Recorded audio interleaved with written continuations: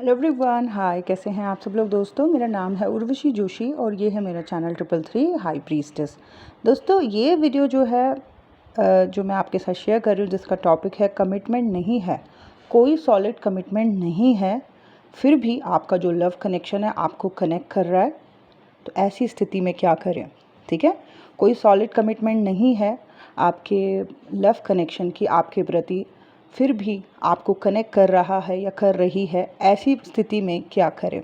ये चीज़ ना बहुत सारे लोग मुझे कमेंट बॉक्स में पूछते हैं कि मैडम मेरा पर्सन जो है, जिसको मैं पसंद करती थी या प्यार करती थी या करता था, अभी देखना अचानक से मुझे जो है मुझे दोबारा से रिकनेक्ट कर रहा है। ठीक है, तो क्या करें। तो उसको लेके ये वीडियो है। तो देखो दोस्तों, अगर एक पर्सन, एक लड़का लड़की आदमी औरत, जिसको आप प्यार करते थे, जो आपके साथ रिलेशनशिप कनेक्शन में था या थी, ठीक है, आपके साथ उसने सब कुछ टाइम स्पेंड किया, घंटों बातें करी, आपको बहुत ज़्यादा अप्रिशिएट किया, आपने उसे बहुत समय दिया, आपने उसे बहुत प्यार दिया, उसने आपको समय दिया, आप दोनों के बीच में बहुत कुछ रहा, और अब जो उसके बाद अचानक से वो पर्सन जो है आपको छोड़ के चला गया। फैमिली के डर के मारे, सोसाइटी के डर के मारे, या फिर आप दोनों के बीच में हो सकता है कि वो बहुत ज़्यादा अमीर हो या आप इतने अमीर ना हो, इस चीज़ को सोचते हुए या किसी और चीज़ के चलते उसने आपको छोड़ दिया और वो आपको चला गया या चली गई।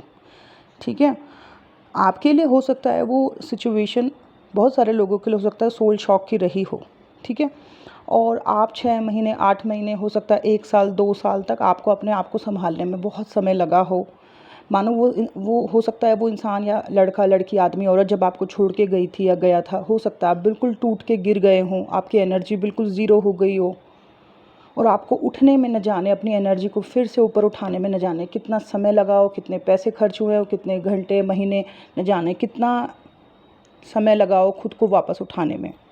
और जैसे जैसे अगर आप धीरे धीरे उठ रहे हो, चल रहे हो, दोबारा स्टेबल हो रहे हो, और अचानक से उस पर्सन की वापस एंट्री हो जाए आपकी लाइफ में, ठीक है, और फिर से आपसे ट्राई कर रहा है या कर रही है बात करने का, तो क्या कारण हो सकता है इस चीज़ का, क्यों वापस आ गया या आ गई, वो क्या चाहता है और आपको क्या करना चाहिए। तो इसका पहला कारण है कि वो क्यों आया, वो आपको छोड़ के चला गया क्योंकि उसके अंदर करेज नहीं थी, या चली गई इसलिए क्योंकि उसके अंदर करेज नहीं थी, उसके अंदर बहुत ज़्यादा फ़ियर के इश्यूज़ थे, सोसाइटी का फ़ियर और वैसे भी घर का फ़ियर। ठीक है, तो ऐसा इंसान जिसके अंदर करेज नहीं थी, कमिटमेंट नहीं थी, फ़ियर बहुत ज़्यादा था, और आपको धोखा देके, बिट्रेड करके, आपको बीच मझधार में छोड़ के ऐसा इंसान चला गया, और आपको महीनों या साल लग गए अपने आप को उठाने में। ठीक है, आपको वापस ज़ीरो से अपने आप को 100 पे लाने में बहुत समय लगा। ठीक है, एक तरीके से रीबर्थ या रीबिगनिंग काइंड ऑफ हुआ आपके साथ जर्नी, है ना।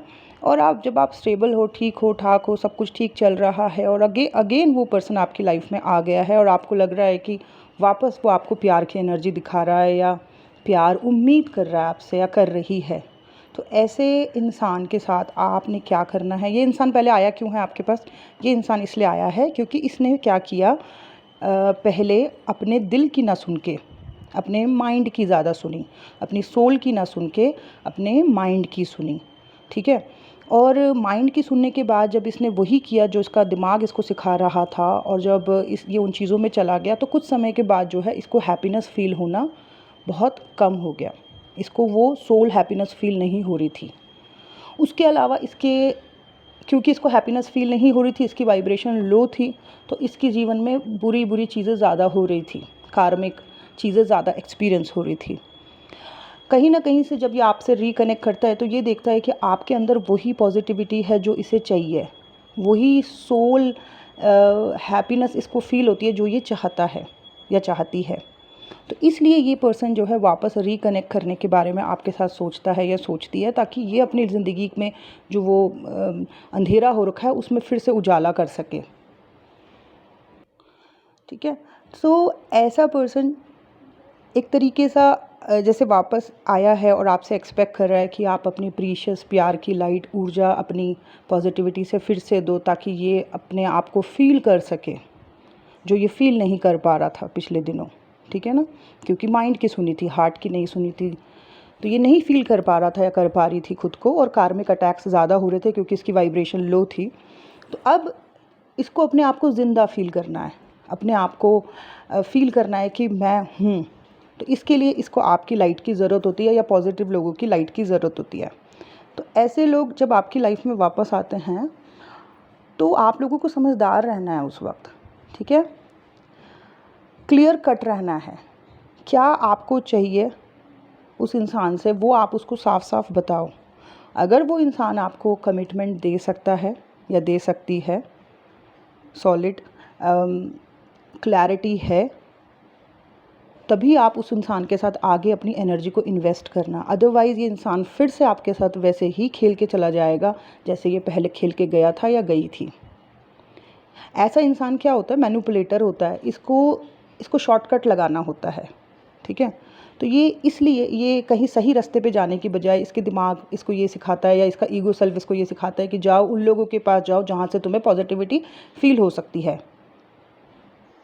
सो बी स्मार्ट। अगर आपका ऐसा कोई कनेक्शन जो आपको छोड़ के चला गया था बीच मझधार में, रोता हुआ छोड़ के चला गया था, आपकी हालत ऐसी हो गई थी कि बिल्कुल ही टूट गए थे आप, और अब 6 महीने, साल भर या 2 साल बाद या 3 साल बाद वो पर्सन फिर से आया है आपके पास बड़ा दुखी हो गया और बहुत आपकी तारीफ़ें कर रहा है ना, और आपसे पॉजिटिविटी ले रहा है, लाइट ले रहा है, तो be smart this time.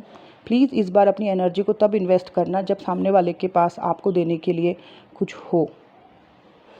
Otherwise इस तरीके के लोग 99% टाइम क्या करते हैं, सारी एनर्जी फिर से खींचते हैं और चुपचाप सब कुछ उस इंसान को फिर से मझधार में छोड़ के भाग जाते हैं। तो बस ये था, मुझे अभी अभी काम करते करते ये गाइडेंस आई कि ये आपके साथ शेयर करूं, तो इसलिए मैं इमीडिएटली शेयर कर दिया। ये था मेरा आज का video. Thank you so much. Bye bye, take care.